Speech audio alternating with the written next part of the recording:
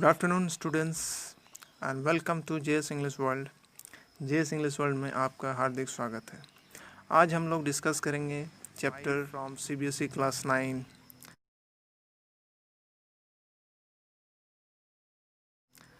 In the kingdom of fools. ये story बड़ा ही interesting है और बड़ी फ़नी है और आपको बहुत मज़ा आने वाला है। आप जो है इस वीडियो को अंत तक देखिए और इन्जॉय कीजिए और मेरे चैनल को सब्सक्राइब करिए और बेल आइकन को हिट कीजिए ताकि मेरे जब भी मैं वीडियो अपलोड करूं नोटिफिकेशन आप तक पहुंच जाए। तो शुरू करते हैं द किंगडम ऑफ फूल्स। यहाँ हम लोग जो है बात करेंगे एक ऐसे राजा का जो अन्य सभी राजाओं से हटके कुछ काम करना चाहते हैं, कुछ अलग यूनिक काम करना चाहते हैं। जैसे कि शिव खेरा ने कहा है, the people successful people they don't do different things, they do the things differently. कुछ ऐसे ही करने वाले हैं हमारे राजा, लेकिन ये जैसे कि टाइटल से आपको मालूम है किंगडम ऑफ फूल्स, यानी जहाँ फूल्स लोग होते हैं। समझ जाओ कि जहाँ के प्रजा फूल होते हैं वहाँ का राजा भी जो है फूल ही होते हैं।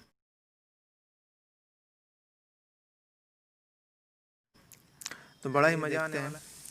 जैसा कि मैंने पहले बताया कि राजा जो है वो ऐसा चाहते हैं कि हम अन्य किसी सभी राजाओं से कुछ अलग काम करें। तो उन्होंने पहला काम क्या किया, एक फरमान जारी करवाया प्रजा के लिए और प्रजा के सामने एक मैसेज गया, सुनो सुनो सुनो सुनो, हमारे राजा की तरफ से एक आदेश है कि आज से या कल से जो है सारे दिन में काम करने वाले लोग रात में काम करेंगे, यानी दिन को रात और रात को दिन मानना पड़ेगा। और जो लोग इसकी बात को नहीं मानेंगे उन लोगों को मृत्यु दंड दिया जाएगा। That means the king decided to put the people to death whoever will not obey his orders। तो इसके जो इनके आदेश को नहीं मानेंगे उसको जो है मृत्यु दंड दिया जाएगा।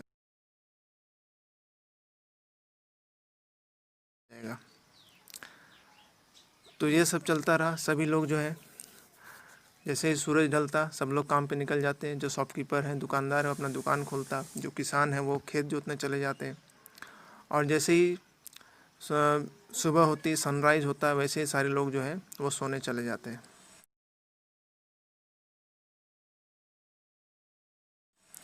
तो ऐसा चलता रहा। इसी बीच जो है उस राज्य में एक राजा और उसका एक जो शिष्य है जिसको बोलते हैं डिसाइपल, वो जो है उस राज्य में आते हैं घूमते फिरते।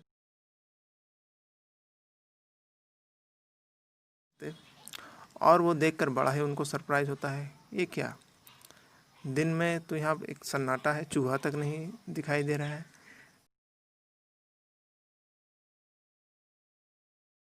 तो पता चला कि दिन में सारे लोग जो है सो रहे हैं। और उनको ये भी पता चला कि राजा का आदेश है कि जो लोग उनके बातों को नहीं मानेंगे, उनके आदेश का पालन नहीं करेंगे, उनको जो है मृत्युदंड दिया जाएगा। और वो लोग जो है सुबह से शाम तक घूमते रहे, भटकते रहे। काफ़ी ज़ोरों से उन लोगों को भूख भी लगी थी। जैसे ही वो देखते हैं कि सनसेट होता है, सारे लोग जो है निकलते हैं घरों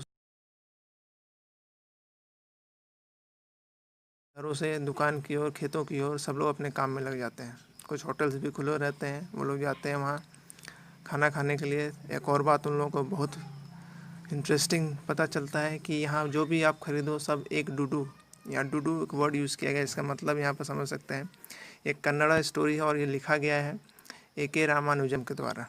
ये कन्नड़ फोकटेल से लिया गया है, ठीक है। तो जब गुरु को पता चला कि अरे यहाँ तो सारी चीज़ एक ही रुपए में बिक रहे हैं, कुछ भी लो, या चावल लो या केले लो, जो भी चीज़ें लो सब आपको एक डुडू यानी 1 रुपये में मिलेंगे। ये सुनकर गुरु जो है बहुत ही तेज था। वो समझा ये क्या, ये तो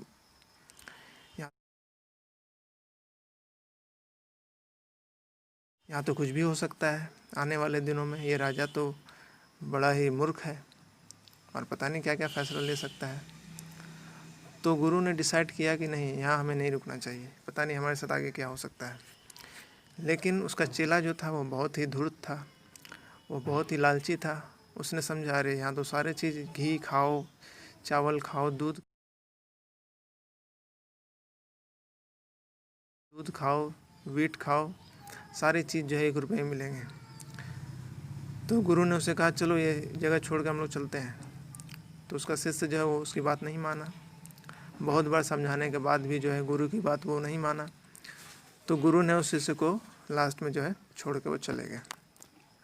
इतने में क्या होता है कि एक रात में या दिन में बोल लीजिए, दिन में सारे लोग सो रहे थे। दिन में एक चोर घुसा और एक मर्चेंट के घर जो है चोरी करने गया। जैसे वो दीवार में छेद करके घुसा और सामान लेकर निकलना चाहा, तो उसका पैर जो है फंस गया उस छेद में, और वो पूरा मकान जो है वो दीवार उसके ऊपर गिर गया, सर पर उसके।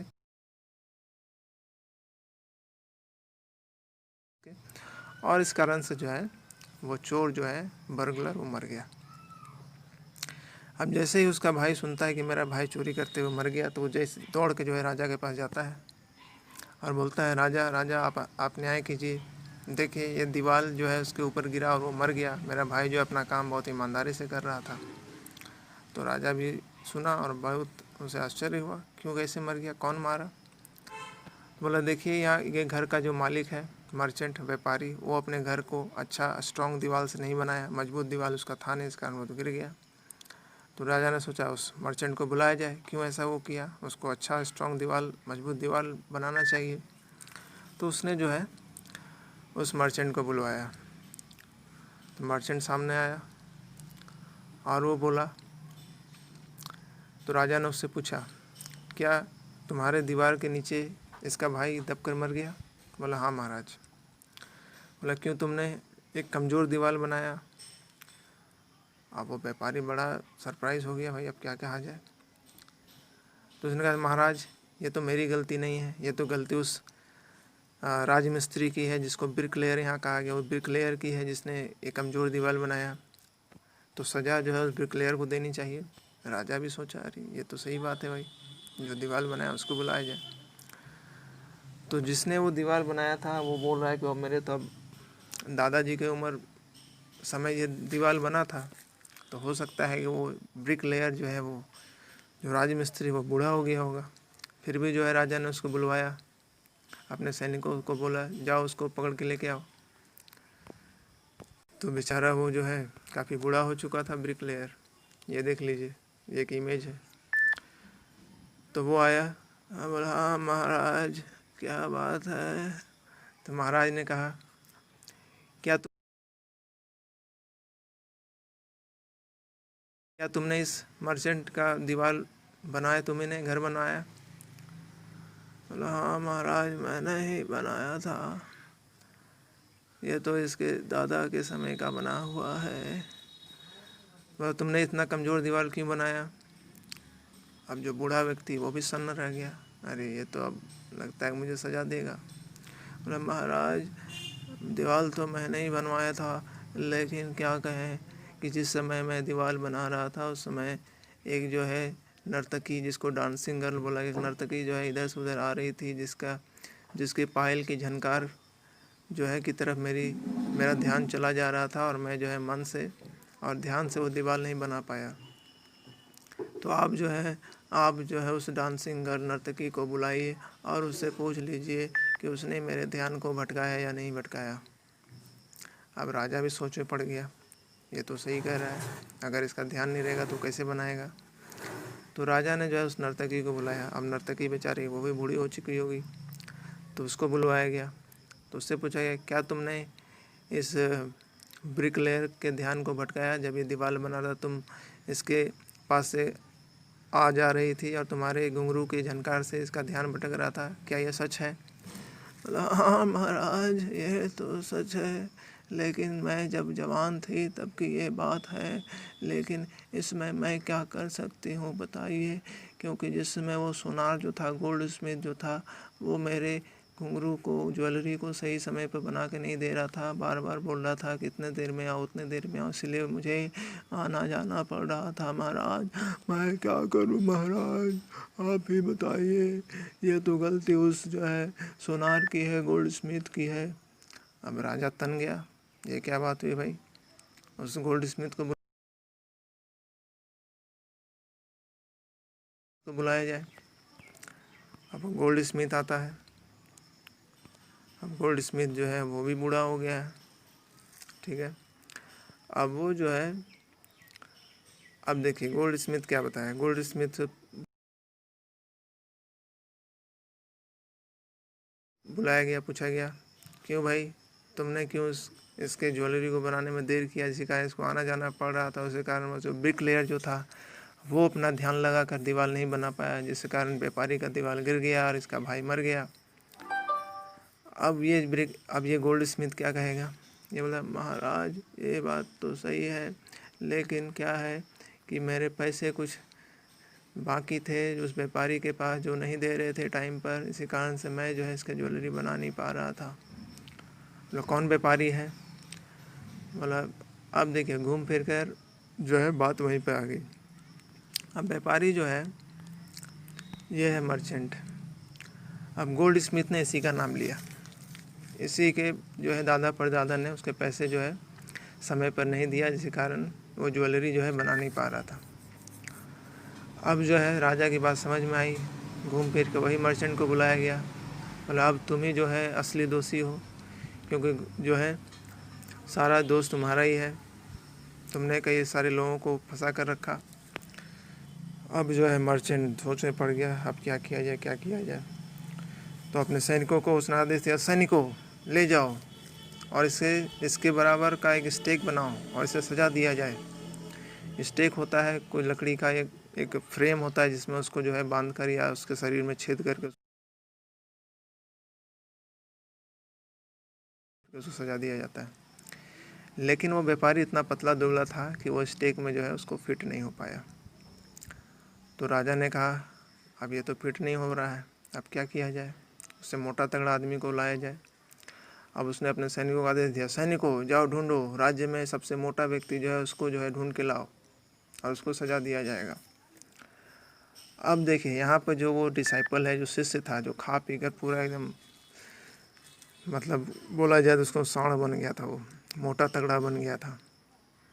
अब उसको जो है पकड़ के लाया। अब वो चिल्लाने लगा, मेरी क्या गलती है, मुझे क्यों ले जा रहे हो, मैंने तो कुछ नहीं किया, मैंने क्या किया, मेरा कोई गलती नहीं है। तो सैनिक जो है बोलते चलो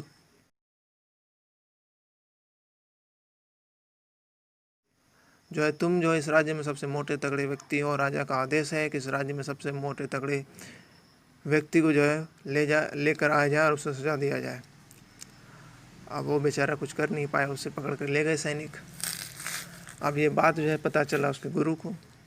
गुरु ने तो सोचा कि मैंने तो इसको पहले ही बोला था कि यहाँ रहना नहीं है, तुम्हारे साथ कुछ भी हो सकता है, लेकिन था तो उसका वो चेला। तो गुरु जो अपने चेलों को बचाने के लिए आया। अब उसने एक तरकीब लगाई। गुरु जो है बहुत ही चालाक था, ये देखिए गुरु बहुत ही चालाक गुरु था वो। तो उसने दिमाग लगाया और बोला, और वो राजा के पास पहुंचा। बोला महाराज आप ये क्या करने जा रहे हैं, आप तो बहुत ही चालाक और ईमानदार राजा हैं और आपके राज्य में किसी के साथ अन्याय नहीं होता है। आप जो है मेरी बात सुनिए।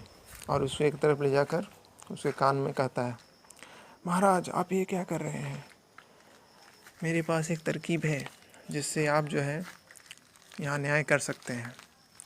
अब देखो अब वो गुरु जो है क्या दिमाग लगाता है, वो कहता है कि महाराज इसे मत सजा दीजिए, आप पहले मुझे सजा दीजिए, क्योंकि मैं इसका गुरु हूँ और ये इसने मुझसे शिक्षा ली है, तो सज़ा का असली हकदार मैं हूँ। तो राजा भी सोच में पड़ जाता है, ये तो ठीक ही बोल रहा है। अब देखिए यहाँ उस शिष्य का क्या गलती था, बेचारा फंस गया। अब मर्चेंट तो है बच गया। अब जो है बोलता है ठीक है। फिर से गुरु जो है उसके कान में कुछ बोलता है महाराज ये देखिए आप अगर मुझे सज़ा देंगे, उसके बाद मेरे शिष्य को सज़ा देंगे, तो मुझे ऐसा भविष्यवाणी है मेरे पास कि जो पहले मरेगा वो राजा बनेगा और जो बाद में मरेगा वो उसका मंत्री बनेगा। तो मैं तो चाहता हूँ कि आप ही हर समय हर जन्म में आप ही राजा बने और आपके जो मंत्री हैं वही आपके मंत्री बने रहे। राजा भी सोचता है, एक दिन सोचता है, दूसरे दिन वो जो है बोलता अपने मंत्रियों के बीच में वो चर्चा करता है, ऐसे ऐसी बात है, मैं तो हमेशा राजा बना रहना चाहता हूँ। तो उसने दूसरे दिन बुलाया और अपने सैनिकों से कहा, सैनिकों चलो मुझे इस स्टेक पे डालो और मुझे मृत्युदंड की सज़ा दो।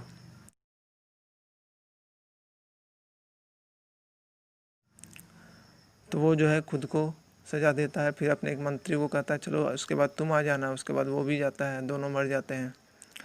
अब जो है गुरु, अब गुरु की बात तो भाई वो समझता था कि गुरु की बात तो बहुत कभी झूठ बोलता नहीं गुरु, इसलिए उसकी बात सही होगी। दोनों जो राजा है उसका मंत्री जो है मर जाता है।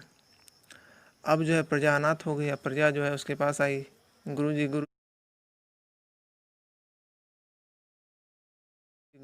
अब तो हमारे राजा रहे नहीं और सबसे बुद्धिमान व्यक्ति आप ही हैं, आप राजा बन जाइए और आपका जो शिष्य है उसको मंत्री बना लीजिए।